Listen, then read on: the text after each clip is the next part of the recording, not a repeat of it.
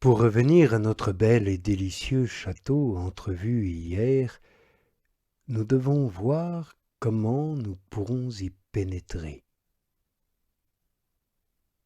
J'ai l'air de dire une sottise, puisque ce château est l'âme, il est clair qu'elle n'a pas à y pénétrer, puisqu'il est elle-même.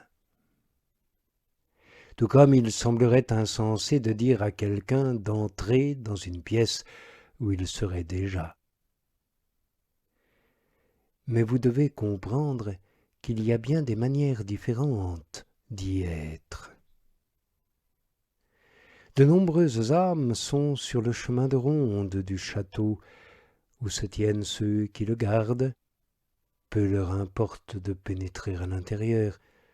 Elles ne savent pas ce qu'on trouve en un lieu si précieux, ni qui l'habite, ni les salles qu'il comporte.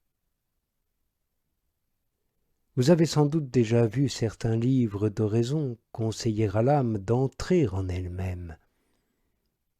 Or c'est précisément ce dont il s'agit.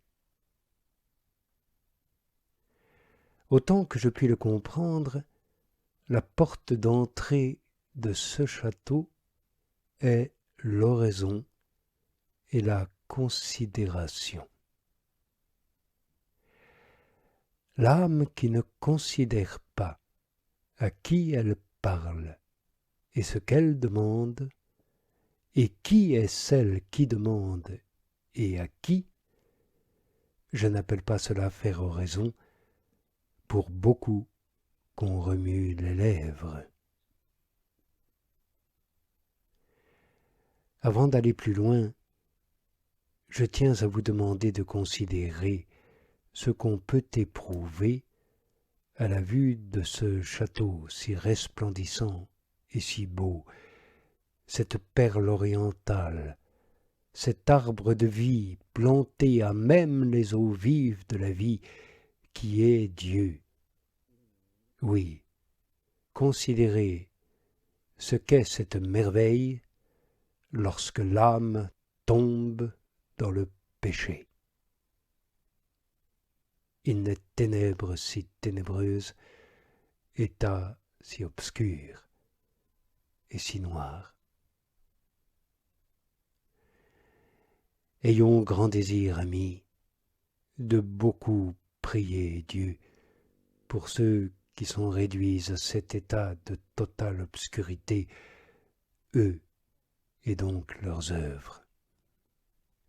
Car de même que tous les ruisselets qui découlent d'une source très claire le sont aussi, lorsqu'une âme est en état de grâce, ses œuvres sont agréables aux yeux de Dieu et à ceux des hommes qui aiment Dieu.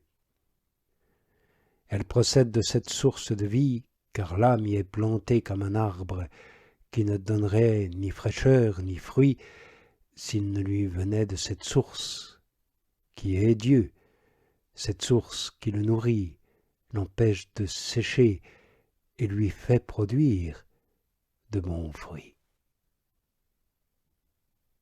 Ainsi, lorsque l'âme, par sa faute, s'éloigne de cette source pour se planter dans une autre, aux eaux empoisonnées et malodorantes, tout ce qu'elle produit est infortune et pestilence. Il sied de considérer ici que la fontaine, ou le soleil resplendissant qui est au centre de l'âme, ne perd ni son éclat ni sa beauté. Il est toujours en elle. Rien ne peut lui ôter sa beauté. Mais si on jetait un drap très noir, enduit de pois, sur un cristal exposé au soleil, il est clair que même le soleil donnant sur lui, sa clarté n'opérera point sur le cristal. Ainsi en est-il du péché, masquant le cristal très pur de la présence de Dieu en nous. Âme rachetée par le sang de Jésus. connaissez-vous vous-même?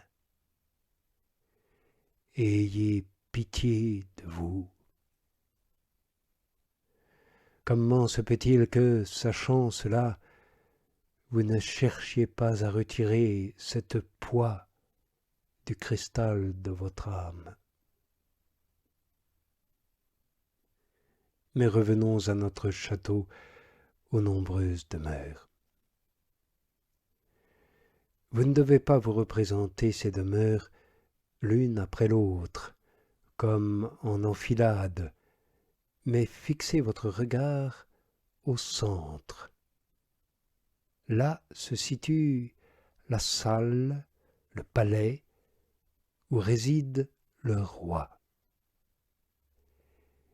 Les réalités de l'âme doivent toujours se considérer dans la plénitude, l'ampleur et la grandeur. On ne le dira jamais assez. Elle est capable de beaucoup plus que ce que nous sommes capables de considérer. Et le soleil qui est dans ce palais peut se communiquer à toutes les parties. Il est très important que toute âme qui s'adonne au chemin spirituel, à l'oraison, peu ou prou, ne soit ni traquée ni opprimée. Laissez-la évoluer dans toutes ses demeures, du haut en bas, sur les côtés, puisque Dieu l'a douée d'une si grande dignité. Qu'elle ne se contraigne point à rester longtemps seule dans une salle. Cherchez à mieux progresser dans l'humilité, et ce me semble, jamais nous n'arriverons à nous connaître si nous ne cherchons pas à connaître Dieu par l'humilité, le désir, la crainte. En contemplant sa grandeur, penchons-nous sur notre bassesse. En contemplant sa pureté, nous verrons notre saleté. En considérant son humilité, nous verrons combien nous sommes loin d'être humbles. Mais si nous nous fixons sur notre bassesse, nous ne verrons jamais sa grandeur. Si nous nous fixons obstinément sur notre saleté, nous ne verrons jamais sa pureté. Et si nous nous lamentons constamment de ne point être assez humbles, nous ne considérerons jamais son humilité et ne nous laisserons jamais faire par elle. Nous devons donc fixer nos regards sur le Christ Jésus, notre bien absolu. Là nous apprendrons la véritable humilité. Là nous nous connaîtrons véritablement nous-mêmes. En lui et en ses saints, notre entendement s'ennoblira et la connaissance de nous-mêmes n'engendrera pas de lâches voleurs, car bien que ce ne soit encore que la première demeure, elle est très riche et d'un si grand prix que celui qui échappe à la vermine qui s'y trouve ne manquera pas de progresser. À la vérité, quel que soit notre état, il faut que la force nous vienne de Dieu. Alors, demandons-la lui, et plaise à sa majesté de nous en donner dans sa miséricorde. Pour obtenir de pénétrer dans les deuxièmes demeures, il est très utile que chacun, selon son état, tâche de se dégager des choses et des affaires qui ne sont pas strictement nécessaires. C'est d'une importance telle que j'estime impossible qu'on n'accède jamais à la demeure principale sans commencer par ses renoncements. Il sera même difficile de rester sans danger dans celle où on se trouve, si on a pénétré dans le château. Comprenons donc bien, amis, que la véritable perfection est dans l'amour de Dieu et du prochain. Plus nous observerons ces deux ordonnances, plus parfaits nous serons.